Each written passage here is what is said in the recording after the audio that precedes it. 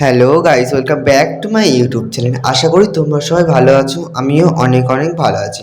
মামার বাড়ি যাওয়ার পরে গিয়ে দেখি এখানে পঞ্চানন ঠাকুর বাবা, বুড়ো বাবা যেটাও বলতে পারো, ইনি খুব জাগ্রত। তারপরে গণ্ডি শুরু হয়ে গেল। গণ্ডি দেওয়ার পরে ধুনো পোড়ানো শুরু হয়ে গেল। ধুনো পোড়ানো হতে হতে আবার এই কাকুগুলো ভালো ধুনো পোড়ায়। তারপরে পুষ্পাঞ্জলির জন্য ফুল দিচ্ছিল ঠাকুরমশাই। তারপর পুষ্পাঞ্জলি দেওয়ার পরে আমাদের স্টেজের সামনে একটা পার্ক মতো করা হয়েছিল, ওখানে কাজ বাজ চলছিল। তারপরে রেডি ফেডি হয়ে তারপর ঠাকুর আনার জন্য নাচতে নাচতে চলে গেছিলাম। ঠাকুর আনার এই হলো আমাদের বাড়ির প্রতিমা। বাড়ির প্রতিমা আনার পরে দেখি না এই সব এত লোক সবাই নাচছে নাচছে। তারপরে বাজি ফাটাবে বলে সব বাজি সেলটেল একটা মাঠের মধ্যে ফাটাচ্ছিল বাজিগুলো।